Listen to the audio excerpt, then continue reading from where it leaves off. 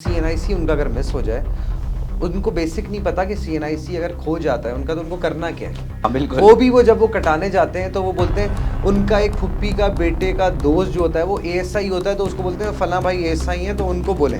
हाँ, क्योंकि आपके पास कुछ नहीं, जेब में आपके पास पैसा भी होगा, आप एक अच्छी गाड़ी में भी शायद जा रहे होंगे, मगर still you have no power. तो आपका जो कराची में रहने वाला बंदा है ना, उसकी सोच बड़ी महदूद है। उसको सिर्फ ये पता है कि सरकारी नौकरी, उसको आप एक ग्रेड भी दे दो, वो बोलेगा सरकारी नौकरी। पीपल्स पार्टी ने क्या किया क्या नहीं किया, मैं पीपल्स पार्टी का रिप्रेजेंटेटिव नहीं बैठा, ठीक है। बड़े करीबी ताल्लुकात है ना आपके, बड़ी ब्यूरोक्रेसी के साथ बड़े अच्छे ताल्लुकात हैं। अस्सलाम वालेकुम नाज़रीन, मेरा नाम अली रज़ा है और आप देख रहे हैं पाकिस्तान डिजिटल का यूट्यूब चैनल और पॉडकास्ट में आज मैंने मदऊ किया है एक मारूफ वकील हैं और साथ साथ ना सिर्फ वकील बल्कि कराची के मामलात पर गहरी नज़र रखते हैं। सियासत में भी अपने तालिब इल्म के दौर में जो है उन्होंने ताल्लुक़ रहा है और पाकिस्तान पीपल्स पार्टी के बड़े करीबी समझे जाते हैं। कराची के हवाले से आज उनसे मैं गुफ्तगू करना जा रहा हूँ क्योंकि अब वो बतौर वकील जो है अपनी खिदमत अंजाम दे रहे हैं। मैं शुक्रिया अदा करता हूँ तलहा हसनी साहब, आपने हमें टाइम दिया और आज बड़ी इंपॉर्टेंट गुफ्तगू मैं करना चाहूँगा। कराची है किसका? Thank you so much for inviting me. Karachi है किसका? कराची सबका है और कराची का कोई नहीं। अच्छा, हाँ। तो किस तरह हालात बदलेंगे, किस तरह होगा ये मामला? क्योंकि सियासत तो हो रही है, सब कहते हैं कराची हमारा है, कराची सिंध का दारुल खिलाफा है, कराची जो है वो मेरा नहीं तुम्हारा है, तुम्हारा नहीं मेरा है। ये तमाम गुफ्तगू चल रही होती है, असेंबली तक बातें चल रही होती हैं। सर अल्फाज की हद तक चल रही होती है ना, अल्फाज हैं, सियासी बयानात हैं, उसकी हद तक महदूद है सब कुछ। नहीं, मगर एक कराची वाला, एक आम आदमी जो कराची में रहता है, कराची के अंदर मसाइल के अंबार लगे हुए, उसको हल चाहिए। वो गुफ्तगू बयानात के अंदर नहीं रह सकता ना काबू, वो अपने हल चाहता है। कैसे मिलेंगे हल? Very good question. हल अब इधर बड़े, इस बात में भी बड़े तजाद हैं। अगर मैं आपको ये जवाब दूं कि अपना लोकल रिप्रेजेंटेटिव खुद वो इलेक्ट करे, तो वो मुझे आगे से कहेगा कि हमारे साथ तो रिगिंग हो गई, हम कहाँ से इलेक्ट करें। देखें, हर जो बड़ी बड़ी कौमें हैं, जो इस वक्त इस्टेब्लिश कंट्रीज़ हैं, वहाँ के लोग प्रोटेस्ट करते हैं। इंडिया में आप कुछ पैसे भी अगर बढ़ा दें तो लोग प्रोटेस्ट करते हैं। हमारा मसला ये है कि हम घरों में बैठ के 9 बजे या जियो देखते हैं, कोई भी चैनल देखते हैं, न्यूज़ देखते हैं। हमारा काम है सिर्फ कराची वाले का क्रिटिसाइज़ करना। अच्छा, मैं इसके ऊपर आऊँगा। मुझे ये बताइएगा कि आम कराची की आपने गुफ्तगू शुरू की, कराची की बात की, कराची वाले की बात की, लॉयर बन गए माशाल्लाह से, खिदमत अंजाम दे रहे हैं, हाई कोर्ट के बड़े वकील हैं। मैं ये जानना चाहता हूँ कि ऐसा क्या है, क्योंकि अमूमी तौर पे ना एक साइकी है, एक परसेप्शन है कराची हाइट के अंदर, उनके वालिदैन के जहनों में कि ये लॉयर्स नहीं होते, लायर्स होते हैं, बड़ा हराम का कमाते हैं। इसमें कितनी सदाकत है? इसमें बिल्कुल सदाकत है। लोग कराची वाले आते भी नहीं हैं, उनको सिर्फ डॉक्टर इंजीनियर बनना है। मैं अपने घर की बात बता दूं कि इस बात में बिल्कुल सदाकत है। मेजॉरिटी कराची में रहने वाला हर बंदे के साथ, हर दूसरे बंदे के साथ ये प्रॉब्लम है कि वो लॉयर, सिविल सर्वेंट या कोई कमीशन की बात कर लो तो वो ऐसा लगता है कि पता नहीं उसके साथ क्या हुआ है, वो ऐसा दुम दबा के भागता है। मेरी अपनी वालदा, मैं जब back in 2013 I was preparing for CSS, तो मैंने अपनी वालदा को जब कहा कि मुझे CSS की तैयारी करनी है, तो उन्होंने मुझे कुछ नहीं कहा कि तुम CSS की तैयारी ना करो। उन्होंने ये कहा कि ठीक है, मेरा बेटा पढ़ना चाहता है, जो भी पढ़ना चाहता है पढ़े।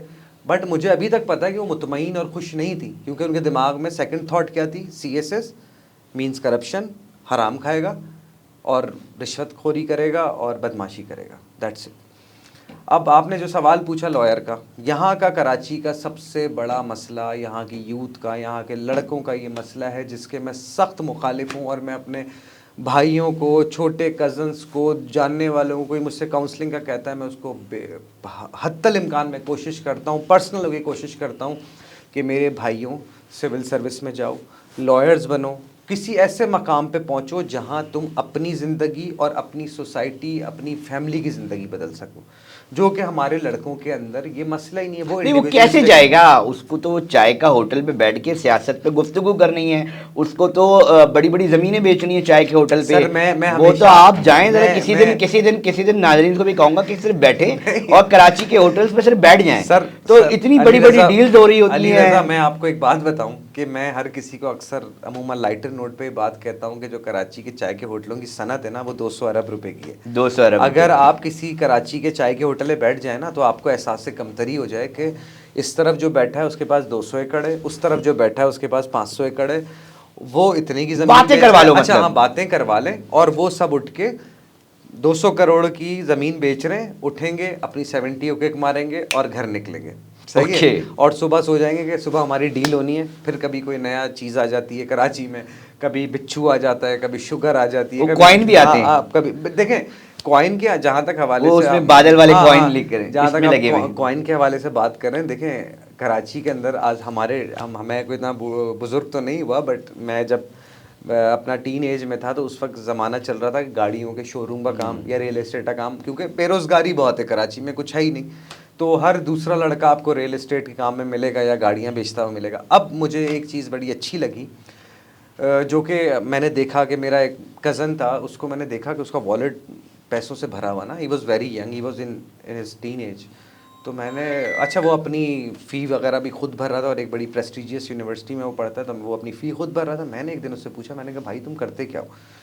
खैर वो नहीं खुला, फिर अल्टीमेटली उसने मुझे बताया कि मैं क्रिप्टो का काम करता हूँ। तो मुझे बड़ी खुशी हुई कि कराची का जो इस वक्त जो अभी टीन एजर है, जो 2001-2 की दिहाई का जिसकी पैदाइश है, वो अब क्रिप्टो में लगा हुआ है। ठीक है, वो पैसे बना रहा है, वो एक अच्छी बात है। सॉफ्टवेयर हाउसेज में काम कर रहे हैं, कोई डेवलपमेंट कर रहे हैं, सॉफ्टवेयर डेवलपमेंट कर रहे हैं, it is a good thing.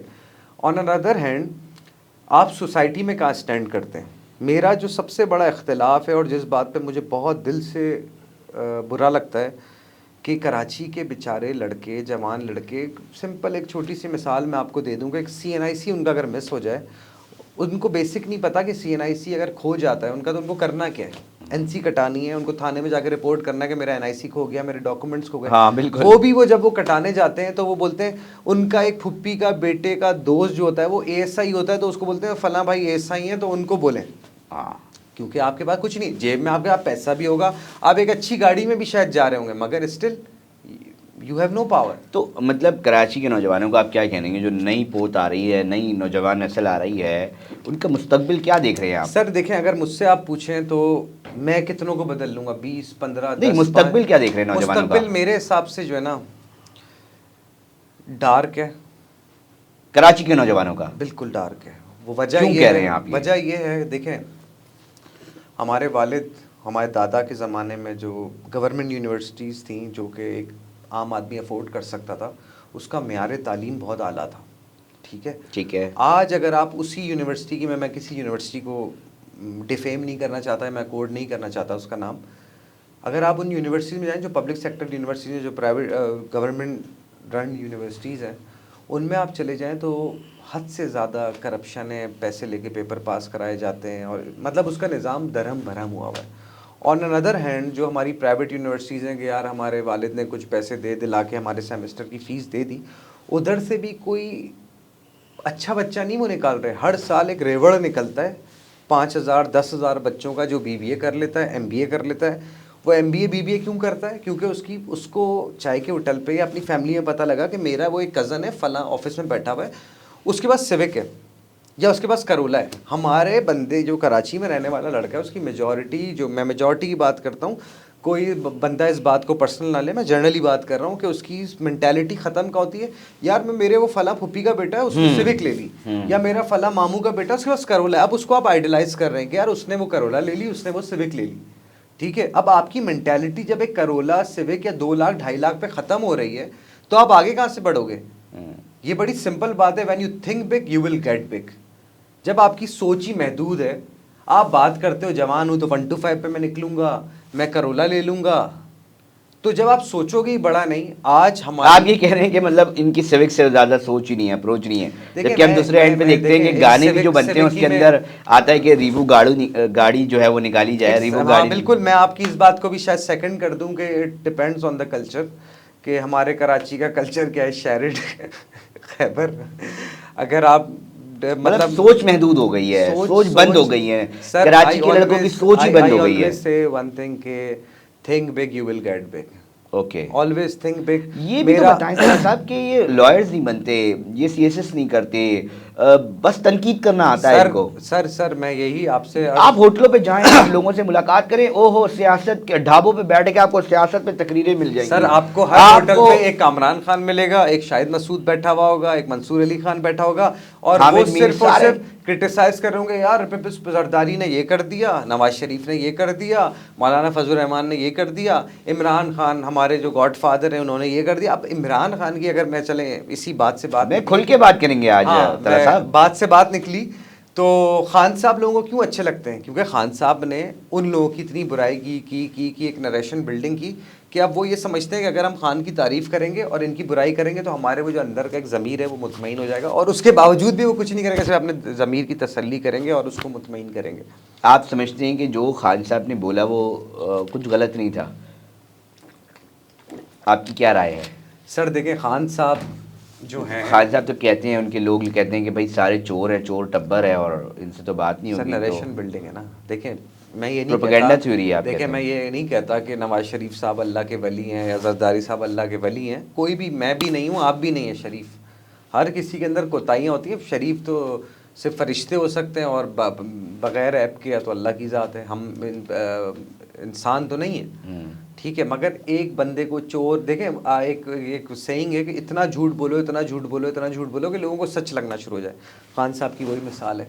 Khan साहब से मेरा, अगर आप खान साहब के हवाले से मुझसे सवाल पूछे ना, तो मेरा उस बंदे से सबसे बड़ा इख्तलाफ जो है ना, बाकी बहुत इख्तलाफ है, जो सबसे मेजर इख्तलाफ है ना कि सर इस वक्त जो जवान लड़का है जो कि एडोलसेंट एज में, टीन एज में, वो आज वो इज़्ज़त नहीं करता अपने माँ बाप की, आज वो बदतमीज़ आदमी हो गया है। सियासी तौर पे भी, सियासी तौर पे, डोमेस्टिक आप हवाले से कह लें, अपने घर में कह लें। देखें अगर एक बंदा सियासी तौर पे वो एग्रेसिव है ना, वो उसको स्पेस ही नहीं मिल रही पॉलिटिक्स की। आपके बड़े बड़े जो सियासतदान हैं, जो रिवायती मौरूसी सियासत, उसको जगह ही नहीं दे रहे। मौरूसी वो तो जंग, वो तो निकला है तब्दीली के लिए। Sir get out of this, मेरी बात सुने, क्या मौरूसियत की बात करते हैं आप? क्या मौरूसी? उसके सारे बंदे इलेक्टेड थे, उसके चले जो आप कह लो सो कॉल इलेक्टेड थे, जो बंदे उसने पिक किए वो मौरूसी सियासत नहीं करते थे। क्या बातें कर रहे हो आप? मौरूसी सियासत, मौरूसी सियासत। इमरान खान साहब ने बड़े चेहरे सामने लेकर आए, आप क्या बात कर रहे हैं? कराची के अंदर आप देखें, आपने कभी अली जदी साहब को इससे पहले देखा था? कभी आपने इससे पहले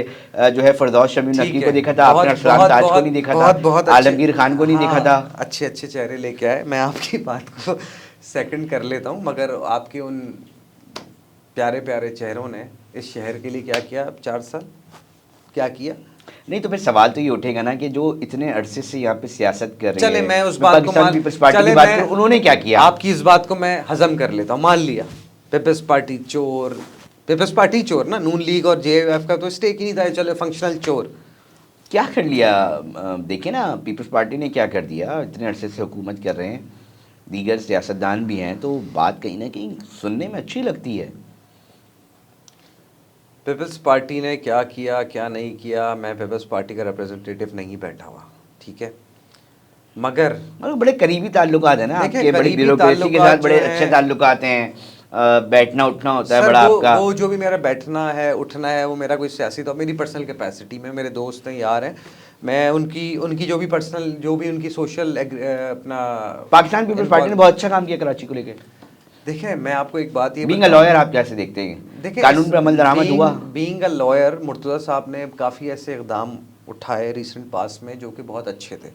एक आम लॉयर के लिए उसमें बड़ी फैसिलिटीज़ कह लें या उसकी इनकम पे उसका बड़ा अच्छा असर हुआ कि जैसे पेक्यूनरी जुरिसडिक्शन का एक मसला था कि पहले जो है 1.5 करोड़ से ऊपर की जो चीज़ थी वो हाई कोर्ट जाती थी और उससे नीचे जो चीज़ होती थी वो डिस्ट्रिक्ट कोर्ट जाती थी। उसकी उन्होंने जो पैसे हैं उसके 6.5 करोड़ कर दिए, तो वो बढ़ा दिए, जिससे हमारे डिस्ट्रिक्ट कोर्ट वाले जो अमूमन लॉयर्स थे जो वहाँ की प्रैक्टिस करते थे उनको बड़े खदशात वो थे, रिजर्वेशंस के ऊपर चले जाते हैं। मुर्तज़ा साहब ने काफ़ी ऐसे काम किए और बहुत से ऐसे काम हैं जो पाइपलाइन में भी चल रहे हैं। अब मसला हमारा अगेन वही मैं आपको कहता हूँ कि पब्लिसिटी का मसला है, सोशल मीडिया की वीकनेस है हमारी।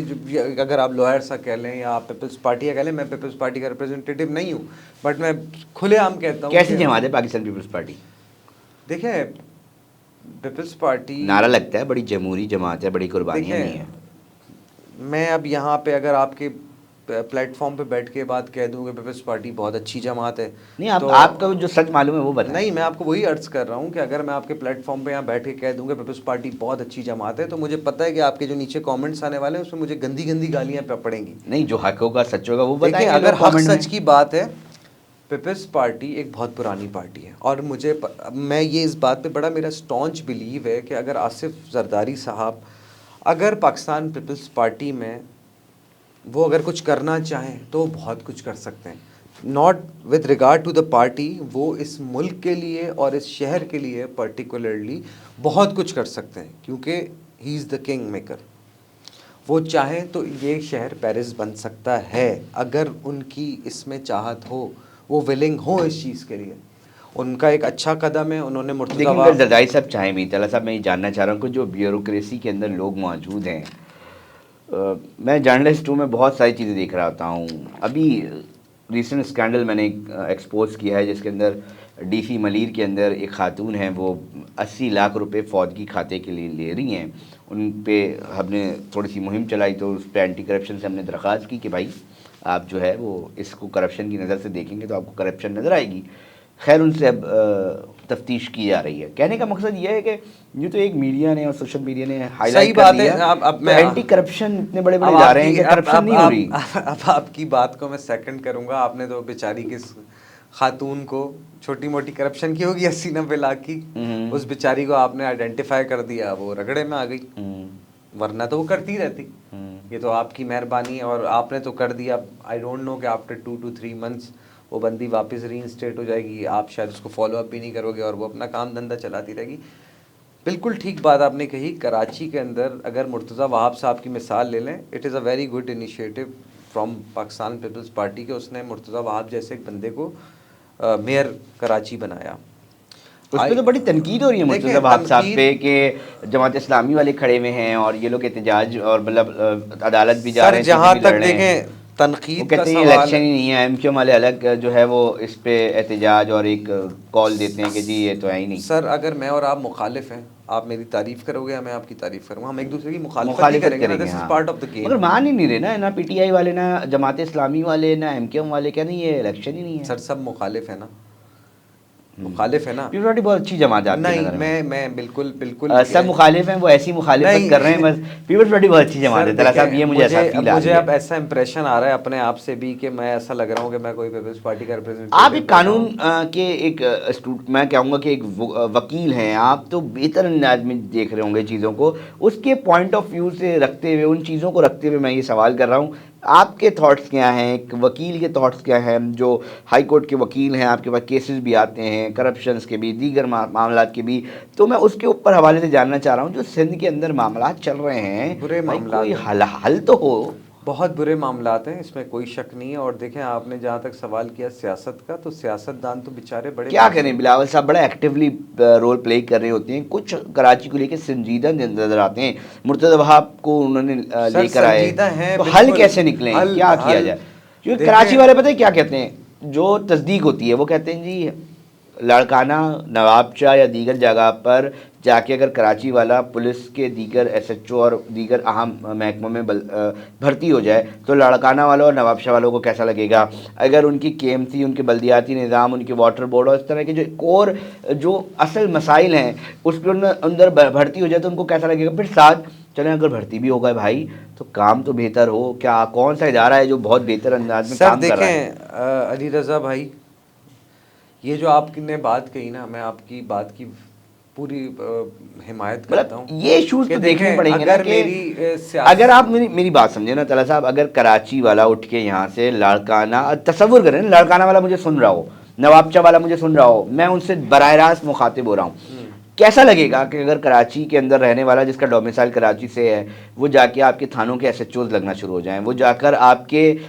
कोर जितने भी डिपार्टमेंट्स हैं, सिंध बिल्डिंग कंट्रोल अथॉरिटीज़ हो गई, डीसीज हो गई, या जो भी इंतज़ामी मामला है उसके अंदर जो है वो शुरू हो जाए लगना, तो वो कैसा लगेगा फील, और उसके बाद वो कारकर्दगी बेहतर नहीं कर रहे हो।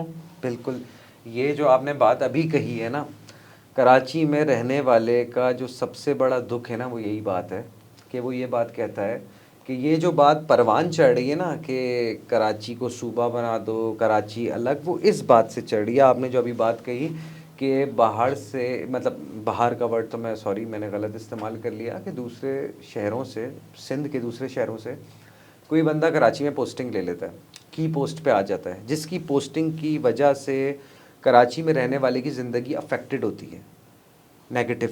देखिए सियासत चल रही है ना, ऑलरेडी सियासत चल रही है, उसके अंदर उसके बाद ये चीज़ें होना शुरू हो जाएं तो आप अल्टीमेटली उस सियासत को, लसानी सियासत को तो खुद प्रमोट कर रहे हैं, उसको उसमें तो किरदार आप खुद अदा कर रहे हैं। बिल्कुल, देखें ये बात, तो ये बिलावल भुट्टो साहब को समझनी चाहिए, जरदारी साहब को, और कोर जो कमेटी है पीपल्स पार्टी की, क्या पता कराची के अंदर अगर ये सिलसिले ना हो तो क्या पता एक बहुत बड़ा तबका कराची पीपल्स पार्टी के साथ खड़ा हो जाए। बात सारी ये, अब मैं आपको इसका जवाब देता हूँ ना, कि पीपल्स पार्टी के अंदर अगर दूसरा तीसरा बंदा आता है, कराची भी सिंध का ही हिस्सा है ना, कैपिटल है सिटी, दूसरा बंदा आके पोस्ट ले लेता है जिसका डोमिसाइल लाड़काना है, कराची वालों का हक मारा जाता है, मजरू होता है, तो उसमें कराची वाले की भी तो गलती है ना, कि आप अगर पीपल्स पार्टी की आप कोर कमेटी का हवाला दे रहे हो या पीपल्स पार्टी के डिसीजन मेकर्स का हवाला दे रहे हो, कितने डिसीजन मेकर्स हैं कराची के अंदर?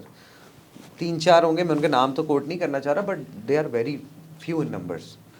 मेजॉरिटी जो है वो अपने बंदे को सपोर्ट करेगी, और वो आके नो डाउट वो एक्सप्लॉइट कर रहे हैं। इधर इस बात का तो मैं चश्मदीद गवाह हूँ कि एक्सप्लॉइटेशन एट इट्स पीक है कराची के अंदर। हमारे जो म्यूनसिपल इदारे हैं, बेसिकली देखें, म्यूनसिपल इदारा वो इदारा है जो डायरेक्ट आपकी, एक आम आदमी, मेरी और आपकी और किसी आम आदमी की ज़िंदगी को अफेक्ट करता है। चला भाई, बिलावल साहब को कौन समझाएगा ये बात, क्योंकि इस वक्त करता धरता कौन है? बिलावल साहब है, जरदारी साहब है। अगर हम सूबे सिंध की बात करें, क्यों ऐसा हो रहा है, क्यों ऐसा सिलसिला हो रहा है कि बात सारी किस तरह समझाया जाए बिलावल साहब को, किस तरह जरदारी साहब को, कि कराची वालों को भी थोड़ा पोर्शन दिया जाए सरकारी नौकरियों के अंदर? में बात ये है वो दुश्मन नहीं है। बात देखें, बात यह है कि सरकारी नौकरी, 1 बाय 1 मैं आपकी बात का जवाब दे देता हूँ। सरकारी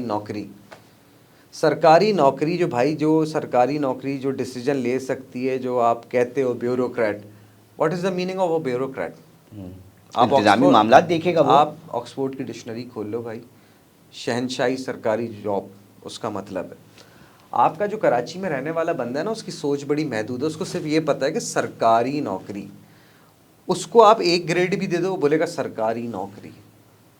ठीक है, आपको सरकारी नौकरी अचीव करनी पड़ती है। सिविल सर्विस दो, CSS दो, SPSC दो, आओ सिस्टम में। आप समझ रहे हैं वो नहीं, कराची हाइट जो है वो इसके CSS की तरफ नहीं जा रहा? सर मैं 2012-13 के अंदर जब मैं CSS की तैयारी कर रहा था, तो उस वक्त मुझे ये कान में बात पड़ती थी, वल्लाह आलम सच थी झूठ थी, कि कराची की जो अर्बन की सीट्स थी वो ज़ाया जाती थी, क्योंकि कोई विलिंग ही नहीं था, क्योंकि उसने CSS को या सिविल सर्विस को या कमीशन या सरकारी नौकरी को इस चीज़ का मुतरादिफ बना दिया था कि इसका मतलब ये है कि रिश्वत हरामखोरी, तुम तो हरामखोर हो, तुम तो रिश्वतखोर हो, तुम BBA करो, तुम MBA करो, तुम चार्टर्ड अकाउंटेंट बनो, ACCA बनो। और यही वजह है शायद कि फिर लड़काना नवाबशाह वाले, तो और फिर वो बात कहते हैं कि फिर ये कराची का दर्द कौन समझेगा, फिर किस तरह समझेगा? कोई लड़काना में रह रहा हो, नवाबशाह में रह रहा हो, या दीगर हिस्सों में रह रहा हो, तो वो फिर कराची का दर्द कैसे समझेगा? सर लेक्यूना, ये गल्फ किसने छोड़ा? आपने छोड़ा ना। आप सन 47 में पाकिस्तान आए, आप इस अपने गुमान में बैठे रहे कि हम उस वक्त सिविल सर्वेंट थे, हमारे पास लोग इज्जत से अपने बच्चों की तरबियत करने के लिए भेजा करते थे। कौन दोज डेज यार? आप अभी क्या हो? आपकी आइडेंटिटी क्या है? आप खड़े हुए किधर हो? आपका बच्चा KFC, मैकडोनल्ड, फूड पांडा का राइडर है, फिर आप क्रिटिसाइज करते हो कि सिस्टम ने हमारे साथ क्या किया। ना आपने लॉयर बनना है, ना आपने सिविल सर्विस में जाना है, आपने वही आइडलाइज करना है किसी मामू फुप्पी के बेटे को कि उसने ये कर लिया, या आपने दुबई चले जाना है, या आपने लंदन चले जाना है। In nature you are individualistic. आप अपना सोच रहे हो, आपने अपने आसपास की कौम का या अपने दोस्तों का, अपने कजन्स का सोचा? नहीं सोचा। आप सिंधी को क्रिटिसाइज करते हो, आप पठान को क्रिटिसाइज करते हो, आप आउट ऑफ कंट्री जाओ, आप सऊदी अरब जाओ, पठान अगर आप हो, आप वहाँ पहुँच गए हो, आपको जानता भी नहीं है, वो आपको सपोर्ट करेगा सालों साल। अगर आपको नौकरी दिलाएगा, अपने घर पर रहलवाएगा। आपका बंदा नहीं करता है, जनरली नहीं करता। मतलब आप उर्दू स्पीकिंग की बात मैं कर रहा हूँ, बिल्कुल कर रहा हूँ। मतलब आप ये कह रहे हैं कि वो एक दूसरे को सपोर्ट नहीं करते? वो नहीं करते, बिल्कुल नहीं करते, और बस तनकीद करते हैं सिंधी दीगर कौमियतों पे। सर पहुंच जाए 9 साढ़े 9 बजे सबके घर पे, कामरान खान खुला हुआ होगा या कोई ऐसा बंदा खुला होगा जो गवर्नमेंट को क्रिटिसाइज करेगा। यार हमारे अंदर पॉजिटिविटी क्यों नहीं है? क्यों हर वक्त रोते रहते हैं? हर बात पे रोती है हमारी कौम। सर मैं आजकल इस बात से बड़ा बेजार हूं कि मैं जहां जाता हूं, यार कनाडा मूव हो जाओ, यार दुबई मूव हो जाओ, तो हक नहीं मिल रहा तो ना लोगों यार को। मसाइल का शिकार है ना तला साहब। भाई मसाइल का शिकार है, आप अपना घर छोड़ के चले जाओगे, अपने बाबा माँ बाप को छोड़ के चले जाओगे? अगर आपकी माँ या बाप या बहन भाई आपको तंग कर रहा है, आप बैठोगे ना? नाजरीन, मेरी गुफ्तगू चल रही थी, वकील हैं तला साहब और कराची के लोग, कराची को लेकर बिलखुसूस मैं इनसे गुफ्तगू कर रहा हूँ।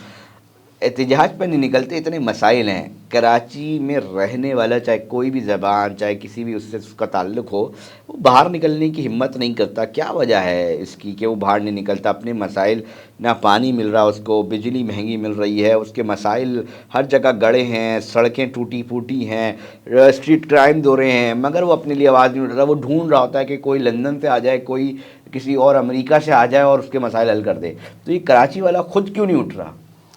कराची वाला जो है ना, वो इस चीज़ का आदी हो चुका है। आपको भी याद होगा कि बैक इन 2012 कि हम आपस में जब बैठा करते थे रोडों पे या दोस्तों में आपस में, तो पूछा करते थे कि क्या स्कोर है आज का। याद होगा आपको, आज का 40 है, आज का 30 है। हम इतने मजबूत और शान के मालिक हो गए थे कि हमारे पीछे अगर कोई ब्लास्ट भी होता था, हम कहते थे वो ब्लास्ट हो गया। हम एक ऐसी बेहिस कौम बन चुके हैं कि आपने मुझसे सवाल किया कि आप वकील क्यों नहीं करते। मेरा काम है, मैं अगर कर रहा हूं तो वो मेरी मेहरबानी है कि मैं प्रोटेस्ट कर रहा हूं। मैं वकील अगर हूं या मेरे प्रोटेस्ट ही नहीं करते, निकलते ही नहीं हैं। वो कहते हैं यार अच्छा चलो भाई कोई और देखे, कोई और आए। अगर आप वकला बरादरी की बात कर रहे हैं तो हमारी वकला बरादरी हर मामले में खड़ी होती है। हर दूसरे दिन हमारा कोई ना कोई वकील भाई या हमारी कोई एसोसिएशन या हमारा कोई वकील प्रेस क्लब पे खड़ा है किसी ना किसी के एहतजाज में। अगर वकला बरादरी ही समझ ले इस कराची शहर के दर्द को, कि वो कोई मुनज़्ज़म मुहिम चलाए कि इतने सारे इशूज हैं कराची के, कोई एक इशू उनकी मुहिम से ठीक हो सकता है। आप वकला बरादरी को क्यों नहीं मोटिवेट कर सकते? क्यों एक मुहिम नहीं निकल सकती? अल्हम्दुलिल्लाह मैं इस बात को कैटेगोरिकली कह सकता हूँ कि जितनी एक्टिव हमारी वकला बरादरी है किसी भी मसले को लेके, उतना एक्टिव कोई भी सिविल सोसाइटी का जो सेक्शन है नहीं है।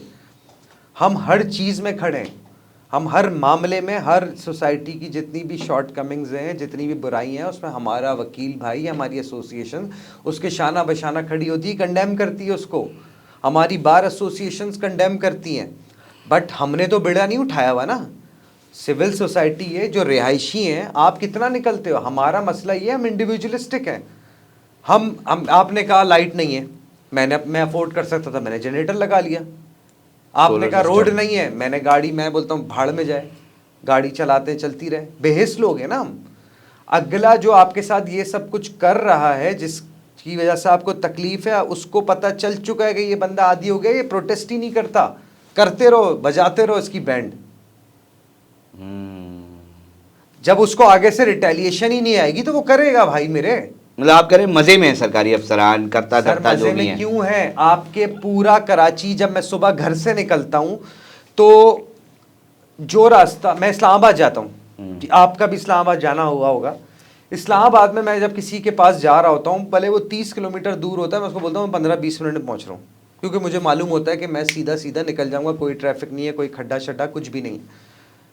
जब कराची की बात होती है तो मुझे 6 किलोमीटर भी दूर जाना है ना, तो मुझे पता है मुझे आधा घंटा लगना है। वजह क्या है कि रोड जा रही है, अचानक बीच में रोड में खड्डा होगा, जिसकी वजह से आगे मेरे जो 2 किलोमीटर आगे गाड़ी लगी होगी वो ब्रेक मारेगी और उसकी वजह से पूरा ट्रैफिक पीछे जैम हो जाएगा। 2-3 दफ़ा तो मैंने एडमिनिस्ट्रेशन वाले जो थे उनको मैंने पिक्चर भेजी कि मैंने कहा अल्लाह के बंदो, खुदा के बंदो, इसको तो बना दो। उनको भी पता है भाई, खाओ पियो, ये अवाम है, पागल है अवाम, करेगी और करती रहेगी, कुछ भी नहीं बोलेगी। हम अपना पेट भरें और जाएं।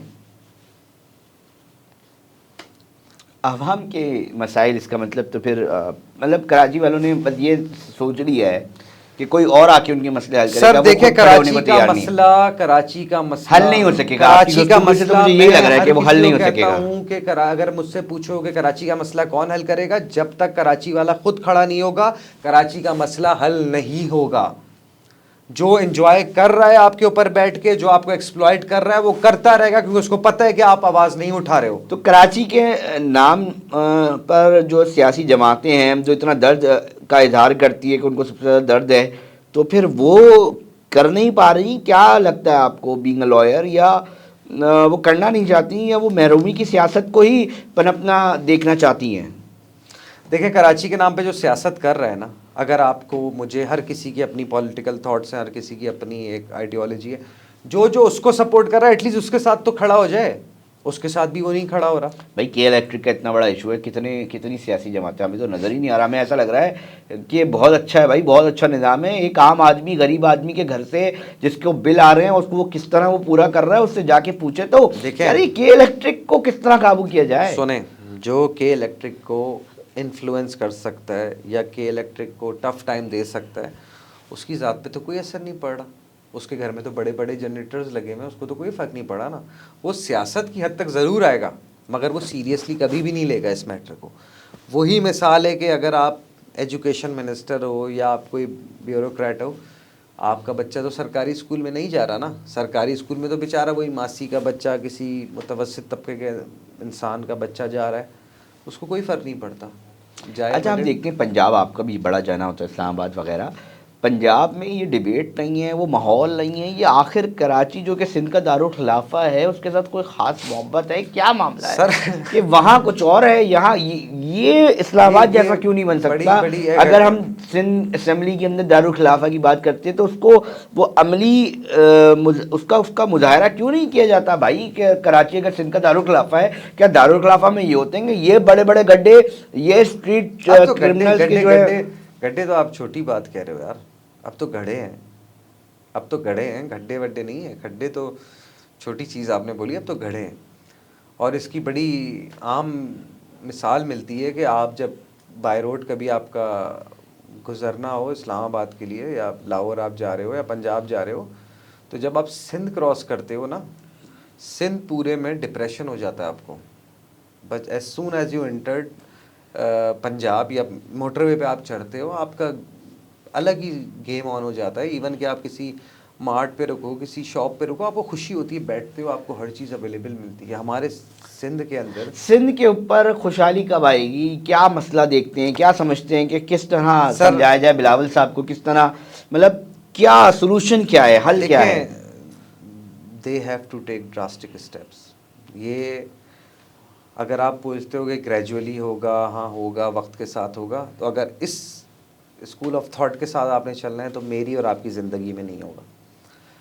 अनटिल एंड अनलेस जो भी इस वक्त सिंध के रूलर्स हैं, आप आसिफ साहब को कह लें या बिलावल साहब को कह लें, जब तक वो ड्रास्टिक मेजर्स नहीं लेंगे इस चीज़ को ठीक करने के लिए, कभी भी नहीं होगा। और सबसे ज़्यादा ज़रूरी, पॉलिटिकल लोगों को ब्लेम करने से ज़्यादा ये ज़रूरी है कि आप अपनी ब्यूरोक्रेसी को रिवाइव करें और ब्यूरोक्रेसी का निज़ाम ठीक करें और इनके ऊपर स्ट्रॉन्ग चेक एंड बैलेंस रखें।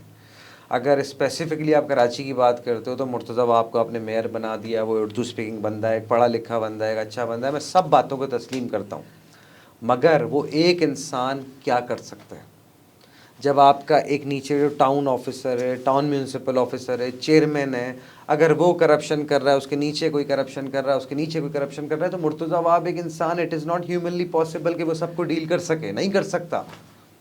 आपको कोई ऐसा मैकेनिज़्म लाना पड़ेगा, आपको बिल्कुल अपने सिस्टम को चेंज करना पड़ेगा और यहाँ के लोगों को रिप्रेजेंटेशन देनी पड़ेगी और ये सब कुछ करना पड़ेगा, जब जाके कुछ बेहतरी होगी। और वो भी मैं आपको बोल रहा हूँ कि अगले 3, 2, 4 साल, 5 साल में नहीं होगी, उसको कम से कम 20, 30, 40 साल लगेंगे यार। हम दुनिया से, पाकिस्तान जो है वो कुछ 30, 40 साल पीछे है। और फिर हमारे साथ अलमिया और हमारा ड्रॉबैक ये होता है कि अनफॉर्चुनेटली हर साल फ्लड आ जाता है, हम फिर 20, 30 साल पीछे चले जाते हैं, जो बनाते हैं फिर पीछे चले जाते हैं।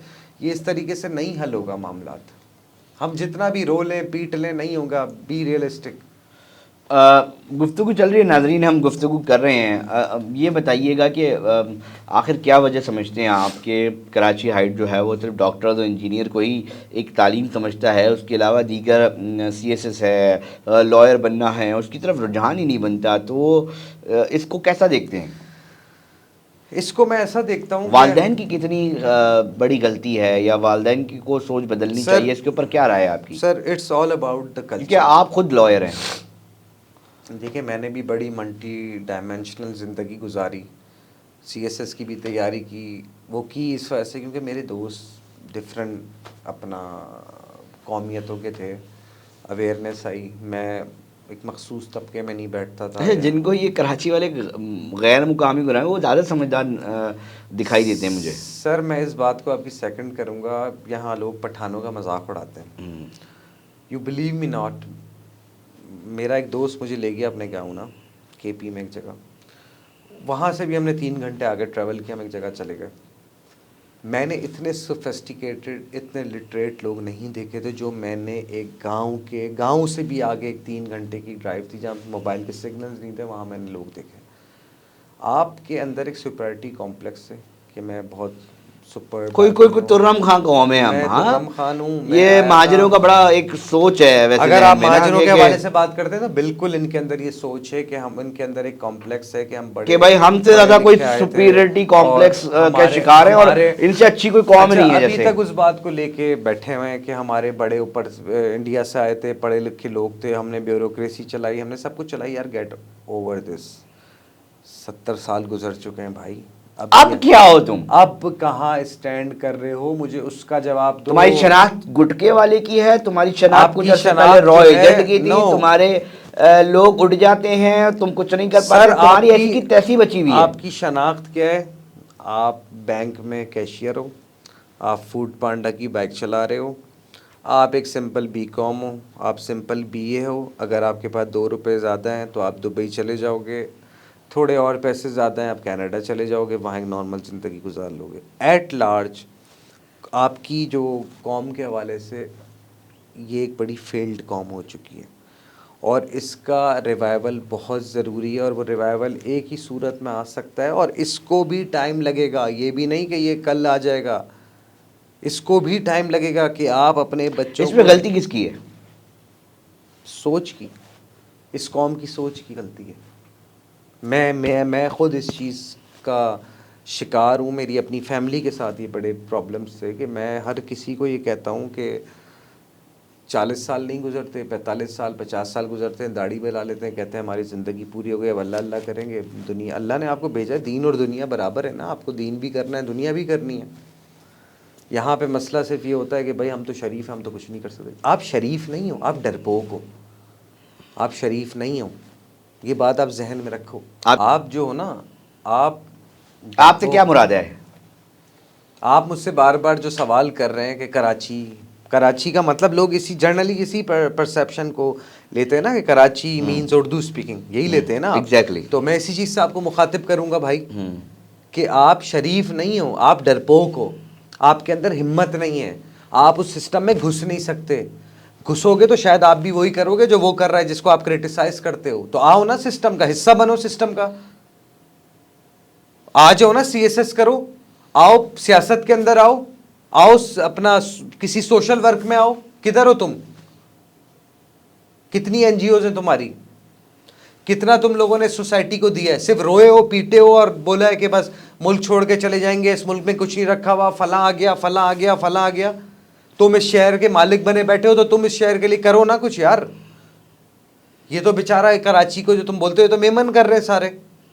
आप तो वही फूड पांडा चला रहे हो, बैंकों में बैठे हो। मैं तो आपके लिए बात कर रहा हूँ। मैं जो क्रिटिसाइज आज कर रहा हूँ, मुझे शायद इसका बैकलैश आए, मुझे मालूम है कि मुझे बैकलैश आएगा इसका। बहुत कमेंट आने वाले, जहरीले वाले कमेंट आने वाले। सर जहरीले कमेंट आए, मगर अल्लाह करे कि मेरे इस जहरीले कमेंट से 5, 6, 10 लोगों का तो ज़मीर झंझुड़ जाए, उनको वो जिंदा हो जाए। आप क्यों चाह रहे हैं कि ये जो कराची हाइट है वो डॉक्टर इंजीनियर्स के अलावा लॉयर्स बने और दीगर सीएसएस की तरफ आए? इससे फ़ायदा क्या होगा? सर फ़ायदा ये होगा कि आप हर सेगमेंट ऑफ सोसाइटी में जाओ, आप अपने लिए डिसीजन ले सको, अपनी बेहतरी कर सको। चैरिटी घर से स्टार्ट होती है। अगर आप सिविल सर्वेंट हो तो आप अपने साथ, ये नहीं होता सिविल सर्वेंट का मतलब या सीएसपी का मतलब कि आपने रिश्वत खाई बैठ के। मैं सिविल सर्वेंट अगर हूँ फॉर एग्जाम्पल, तो मेरे राइट लेफ्ट पे 4 लोग हैं जिनको मैं सपोर्ट कर सकता हूँ। सपोर्ट का मतलब ये नहीं कि मैं आउट ऑफ वे जाके उनको फेवर दे रहा हूँ कि यार तुम ये टेंडर ले लो या तुम फला कर लो। मैं उनको मोटिवेट कर सकता हूँ, उनको पढ़ा सकता हूँ। अब जैसे मैं आपको एक हवाला दूंगा कि हमारे डिप्टी कमिश्नर है सेंट्रल, मुझे उनके बारे में पता लगा, ताहा सलीम साहब, इज़ अ थॉरो जेंटलमैन। उस बंदे के बारे में मुझे पता लगा कि वो फ्री ऑफ कॉस्ट लोगों को डिस्ट्रिक्ट सेंट्रल के अंदर सीएसएस की तैयारियां करवा कोई रहा है। पूछ नहीं रहा उसको यार, फोन नहीं कर रहे, मतलब। और मैंने अभी मुझे ये भी मालूम चला है कि उन्होंने उनके पढ़ाए हुए शायद 2-3 बच्चियां लियाकताबाद टाउन से वो क्वालिफाई भी किया सीएसएस। तो उस बंदे ने इनिशिएटिव लिया ना। अब वो जो बच्ची उसने पढ़ाई या जो उसके पढ़ाने की वजह से आज सीएसपी बन गई, तो आप क्या समझते हो सीएसपी सिर्फ इंसान बनता है या एक बंदा बनता है? उसकी नस्ल चेंज हो जाती है भाई मेरे। अगर आज मैं सीएसपी हूँ तो मेरा बच्चा कल उसी माहौल में घूमेगा और वो आगे so on and on and on होगा। ये वालिदैन को समझाया जाए तला साहब, मसला ये है, वालिदैन समझते डॉक्टर एनडी यूनिवर्सिटी के बाद करियर खत्म हो जाता है, इंजीनियर बनना है तो आपको एनडी यूनिवर्सिटी दी, डॉक्टर तो डाओ, इसके अलावा उनको फील्ड ही समझ में नहीं आती। बहुत सारे बच्चे ऐसे देख रहे होंगे, शायद सुन रहे होंगे, कहेंगे हाँ यार सही बात है, वालिदैन को कैसे समझाया सर जाए? जब आपका रिश्ता होता है ना कि हमारे बेटे ने एनडी से इंजीनियरिंग की भी है, ये बहुत अच्छा लड़का है, इसको रिश्ता दे दो, सुनने में बड़ा अच्छा लगता है। सही है। अगर आप जो उर्दू स्पीकिंग की बात कर रहे हो ना, वहाँ बोल दो कि ये जो आपका बेटा है ना ये लॉयर है। मैं लॉयर आप बोलोगे ना, बड़ा एक नेगेटिव परसेप्शन है, अच्छा लॉयर है, 2 नंबर काम करता होगा, रिश्वत खाता होगा, पैसे लेता होगा, अच्छा, हराम कमाता होगा, ब्लैकमेल करता अच्छा होगा। ये सरकारी नौकर है। अब भले वो बेचारा फॉरेन सर्विस में बैठा हुआ हो, सरकारी नौकर है, हराम कमाता होगा, हमने बेटी नहीं देनी इसको। जब आपका जनरल परसेप्शन और दिमागी ये है तो मैं आपसे क्या बहस कर सकता हूँ? जब तक ये नहीं बदलोगे आपका कुछ ही नहीं होना। आप कह रहे हैं कि डॉक्टर इंजीनियर के अलावा भी बहुत सारी चीजें हैं जिसकी तरफ इनको देखना सर, चाहिए। मैं ये नहीं कह रहा कि डॉक्टर इंजीनियर बुरे हैं, मगर अगर आप समझते हो कि जो नहीं, लॉयर तो कोई फील्ड ही नहीं है, जर्नलिज्म और दीगर चीजें तो ये तो फील्ड ही नहीं समझ में आती, नहीं समझ आती ना। आप सोशल साइंसेज में आप कुछ कर लें, मैथ्स कॉम में कर लें या सोशोलॉजी में कुछ कर लें, वो आपको इंसान नहीं समझते, बोलते क्या डिग्री है आपकी। वो कहते हैं इंजीनियर है, डॉक्टर है, चार्टर्ड अकाउंटेंट है। फिर वो हाल भी तो देखे ना यार, डॉक्टर और इंजीनियर क्या मारे मारे फिर रहे हैं, क्या तनख्वाह है उनकी। कितने कितने आप डॉक्टर्स को जानते हैं जो जिना या पब्लिक से जो गवर्नमेंट हॉस्पिटल्स में बैठे हुए, क्या उन बेचारों की ना दिन का पता है ना रात का पता है? अच्छा, बहुत सारे तो ऐसे ही मतलब रुल रहे हैं, इंजीनियर्स रुल रहे हैं, नौकरी नहीं मिल रही। एनडी से यूनिवर्सिटी से इंजीनियरिंग की है और उसके बाद उनको 25, 30, 40, 50 हज़ार रुपए की से ज़्यादा नौकरी नहीं है। महंगाई कहाँ पहुँच रही है? मगर इनके अब ये जहन कैसे बदले जाएंगे, इनकी जहनीत कैसे बदली जाएगी? तो साहब कोई मशवरा तो दें। सर हम तो अपनी कैपेसिटी में बड़ी कोशिश करते हैं, जहाँ भी हमें बन पड़ता है कि हम इनको मोटिवेट कर सकें। दूसरा ये नफरत की जो ये बातें करते हैं, खुसूसन उर्दू स्पीकिंग कम्युनिटी, वो कौम मेरी दुश्मन है, खामोखा में बनाया हुआ इन्होंने कि भाई वो बलोच मेरा दुश्मन है, सिंधी मेरा दुश्मन है, पंजाबी मेरा दुश्मन है और ये सब मेरी दुश्मन है, एक मैं हूँ वाहिद ठीक। इसको कैसा देखते हैं? अली भाई, मैं खुद उर्दू बोलने वाली फैमिली से बिलोंग करता हूँ, but I can speak fluent Sindhi, I can also speak. अच्छी बात है, सिंधी बोली जाए भाई, क्या बुराई है इसमें? मैं आपको वही अर्ज कर रहा हूँ कि मैंने सीएसएस के एग्ज़ाम जब दिए थे ना, my optional subject was Balochi and I qualified it. आप मतलब बलोची भी बोल सकते हैं, सिंधी भी बोल सकते हैं। मैंने बलोची का एग्ज़ाम क्वालिफाई किया था सीएसएस के अंदर, ठीक है। जब कराची के अंदर लसानी फसादात चल रहे थे ना, बलोच, पठान, उर्दू स्पीकिंग, मैं वो बंदा था जो मैं अलासिफ भी जाके बैठता था, मैं उससे आगे भी जाके बैठता था, मैं लियारी भी जाके बैठता था। ये सब कुछ आपके दिमाग के अंदर होता है। अच्छा, कि अगर आपके दिमाग में किसी के लिए नफ़रत है ना, तो आपके साथ बुरा ही होगा। मेरे साथ कभी नहीं हुआ। मैं बुरे से बुरे टाइम पे वो पठानों के साथ बैठा, मसूदों के साथ बैठा, बलोचों के साथ बैठा। अल्हम्दुलिल्लाह आज कोई बलोच आप यहाँ से मुझे ले जाओ, कोयटा तक ले जाओ, कोयटा से ऑनवर्ड ले जाओ, अल्लाह का शुक्र है हर जगह मेरे दोस्त बैठे हैं। मैंने बनाया ना, मेरी ज़ात, मैं समझ गया यार ये पाकिस्तान है, पाकिस्तान में हर किस्म की कौम है। अगर मैं सिर्फ एक कौम को लेके बैठ गया कि मैं उर्दू स्पीकिंग में बैठा रहा हूँ, बहुत प्यारी बात, बहुत प्यारी बात। ये पाकिस्तान है भाई इधर। और कराची की सबसे अच्छी बात पता है मैं आपको बताऊं क्या है? कराची में रहने वाला बंदा जो है ना, अगर वो खुले दिल का या खुले दिमाग का आदमी है ना, तो वो पूरे पाकिस्तान के हर कल्चर से वेल अवेयर होगा। बिल्कुल ऐसे। आप मुझसे पूछो, मैं ये नहीं कि मैं अपनी कोई बड़ाई कर रहा हूँ, मैं एक जनरल बात कर रहा हूँ कि कराची में रहने वाला आप उससे पूछो सिंधी का कल्चर क्या है, वो आपको बताएगा, क्योंकि उसके साथ पढ़ने वाला सिंधी। आप उससे पूछो बलोच का कल्चर क्या है, उसके साथ पढ़ने वाला बलोच है। उसके साथ उठने बैठने वाला सिराइकी है, गिलगिती है, हज़ारेवाल है, पंजाबी है। तो इस कराची जो लोग कहते हैं मिनी पाकिस्तान है, 100% ठीक बात है। तो फिर आप ये मेंटेलिटी, ये जो हमारे सियासी जमातें हैं जो लसानियत पे सियासत करती हैं, जानबूझ के आपके दिमाग में ये बातें पेनिट्रेट करती हैं कि आप इस चीज़ से बहस करो। आपके भी यार सिंधी दोस्तों के ज़िंदगियाँ गुजार दी। बिल्कुल ऐसा ही है, बिल्कुल ऐसा ही है। मैं तो अब सेकंड मैं करता हूँ इस उसको बात बोलूँ पे। कि तू सिंधी है, मैं तेरे साथ नहीं मेरे बैठूंगा। बेहतरीन दोस्त पठान और सिंधी हैं। कहने का देखें, कराची का बंदा जो है ना, भले वो पंजाबी हो, सिंधी हो, सराइकी हो, हज़ारे वाला हो, जो भी हो, वो कराची का है। और कराची का एक डिस्टिंक्ट कल्चर है, इस बात को आप मानो। कराची का बंदा कहीं भी जाएगा, कराची ऐसी जगह है, कराची एक मैग्नेट है। कराची में जो एक दफ़ा आ गया वो वापस नहीं जाता, वो उस कल्चर में को अडॉप्ट कर। नफरतों की सियासत का हल क्या है? नफ़रतों की सियासत का हल, नफ़रतों की सो सियासत कॉल्ड का जो महाजर है ना, उनके अंदर बड़े अंदर से निकलती है। वो फलाना जो बैठा हुआ है ना, वजह उसने मेरा वजह हक खाया हुआ है, वजह वजह जो आप खुद कुछ नहीं करना। वो जो महाजिर कह रहे हैं ना, वो उसकी नेचर है। वो खुद कुछ नहीं करेगा। वो बड़ा आसान, देखें, क्रिटिसाइज़ करने से आसान चीज़ क्या होती है? दिल, मेन चीज़ होती है दिल की तसल्ली। मैंने उसको गाली दे दी, मेरा दिल पेट भर गया, ओहो, मेरी अना मुतमईन हो गई, मेरा ईगो मुतमईन हो गया कि मैंने उसको बुरा भला कह दिया, मैं मुतमईन हूँ, मैंने खुद कुछ नहीं करना।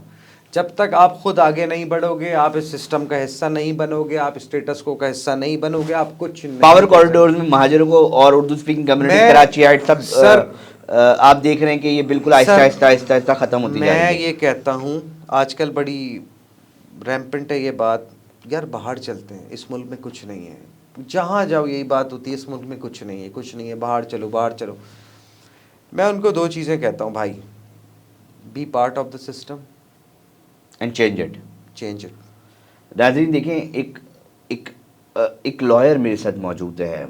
मैं पता है क्यों, देखिए ना, इन्होंने अपनी ज़िंदगी लगाई है। आज ये बहुत सारे केसेस अपने अदालतों में जाके लड़ रहे हैं, गुफ्तगू से अंदाज़ा करना है। बात ये है कि कराची के मसाइल किस तरह हल करने हैं और कौन करेगा, मैं और आप करेंगे। मगर अगर मैं अपने जहन के अंदर सोच लूँगा कि यार ये मेरा दुश्मन है, और उसकी बुनियादी वजह ये, क्योंकि ये मेरी ज़बान नहीं बोलता, उर्दू स्पीकिंग नहीं है, और ये दूसरी ज़बान बोलता है, और ये इस वजह से मेरा दुश्मन है, तो इसमें गलती किसकी हो रही है? दूसरी चीज़, जहाँ हक अगर जो है वो मारा जा रहा है, तो उसके ऊपर बात करने से मसला हल नहीं होगा, उसके ऊपर निकलना पड़ेगा, उसके ऊपर लोगों से डिबेट करनी पड़ेगी, एहतजाज करना पड़ेगा, सिर्फ तनकीद हल नहीं है। यही वजह है। तलत साहब, आप क्या कहेंगे, सेकंड करेंगे इस बात को?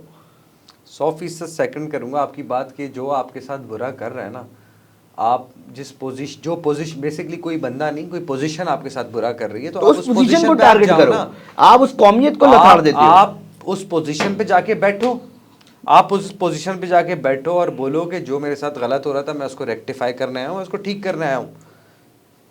Stop criticising. वैसे ये बताएं, करियर कैसा है लॉयर्स का? Sir, it's a profession of lords, ठीक है। एक बहुत अच्छी इज़्ज़तदार डिग्री है, एक बहुत इज़्ज़तदार प्रोफेशन है, अगर आप इसको इज़्ज़त से लेकर चलो। अगर आप इसको अगर आप इसको एक्सप्लॉइट करने पे आ गए, तो आप इसको जितना एक्सप्लॉइट करना चाहो वो कर बड़े सकते बदमाश किस्म के होते हैं बेशक ये। होते हैं। किस तरह ये बात क्यों बोली जाती है? वकला जो हैं वो बड़े बदमाश होते हैं, ये क्यों बोली जाती है? सर, वकला बदमाश होते हैं, देखें, हर बड़ी प्रोफेशन बदमाशी में, चलती है इनकी, ये क्यों बोली जाती है बात? हर प्रोफेशन में काली भेड़ें होती हैं। बाकी इस सिस्टम को जो आंखों में आंखें डाल के देख ले, उसको आप बदमाश कहते हैं। तो हम इस सिस्टम की जो ज़्यादती हैं उसमें, उसके ख़िलाफ़ हम खड़े होते हैं और उसकी आंखों में आंखें डाल के देखते हैं, तो लोग हमें बदमाश कहते हैं। अगर उस बात में वो हमें बदमाश कहते हैं तो हाँ, हम बदमाश हैं। नाज़रीन, हमने तमाम पहलुओं पे गुफ्तगू की कराची के मसाइल को लेकर, और ओवरऑल जो भी ड्रग्स लॉर्ड हो गए, स्ट्रीट क्राइम्स हो गए, और दीगर इशूज़ के ऊपर हमने खुल के बात की। बैरिस्टर तला हमारे साथ मौजूद थे।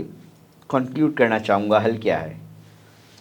सर देखें, हल इसका है, मगर उस हल के जो इम्प्लीकेशन या उसके रिज़ल्ट निकलेंगे, वो प्रैक्टिकली स्पीकिंग या रियलिस्टिकली मैं अगर बात करूँ, वो मेरी और आपकी ज़िंदगी उसको एंजॉय नहीं कर सकती। हम अपनी आने वाली जो नस्ल है उसको तो हम ज़रूर ये कुछ करके दे सकते हैं कि आज अगर हम कोई ऐसा इनिशिएटिव लें बेहतरी की जानिब, तो हमारे आने वाले बच्चे, हमारी आने वाली नस्ल उसको एंजॉय कर सके। तो उसके लिए यही है कि सर जो जो महकमे हैं या जो जो इदारे हैं वो अपने अपने डोमेन में काम करें, अपनी अपनी पावर्स को सुपरसीड ना करें। ये बड़ी आपको एक अच्छी बात लग रही होगी कि बड़ी आइडियलिस्टिक बात कर रहा है, बट करना यही पड़ेगा क्योंकि यही दस्तूर हर इदारा अपना सिर्फ अपना काम करे। देखिए, अपनी प्रिस्क्राइब्ड लिमिट्स के अंदर रहकर वो काम करे, अपनी लिमिट्स को एक्सीड ना करे, ठीक है, और ठीक तरीके से कर ले। जिसने जो कमाना है कमा लिया, अब मरना सबने, अपने अपने लिए काम करो और अपनी आने वाली नस्ल के लिए काम करो, तो ही कुछ हो सकता है। अदरवाइज़ मैं इस बात पे बड़ा कन्विंस्ड हूँ कि नहीं हो सकता कुछ। अगर आप मुझसे सवाल कर रहे हो for the sake of answer, I am giving you this answer के अपने अपने डोमेन में काम करो और अपनी आने वाली नस्ल के लिए कुछ करो। नाज़रीन, इख्तिताम पे हम करते हैं और बात यही है कि वो मिसाल कहते हैं कि कम से कम पूरा अमरूद खा लो तो कम से कम उसके बीज छोड़ दो कि कल को वो फिर तनावर दरख्त बन के आपको फल दे सके, मगर ऐसा होता दिखाई नहीं दे रहा। आप देख रहे थे वाह पाकिस्तान डिजिटल का यूट्यूब पॉडकास्ट और मेरे साथ मौजूद थे बैरिस्टर तलहा, और हम यही दरख्वास्त करेंगे कि इसके ऊपर अपनी राय का इजहार ज़रूर कीजिएगा। हमने खुल के बात की और जिस तरह दीगर पॉडकास्ट भी उसमें भी हमने खुल के बात की है, और हम यही चाहेंगे कि अगर आपने अब तक हमारे डिजिटल वाह पाकिस्तान डिजिटल के चैनल को सब्सक्राइब नहीं किया तो आप कर लें। आपने पूरा पॉडकास्ट देखा, आपका शुक्रिया।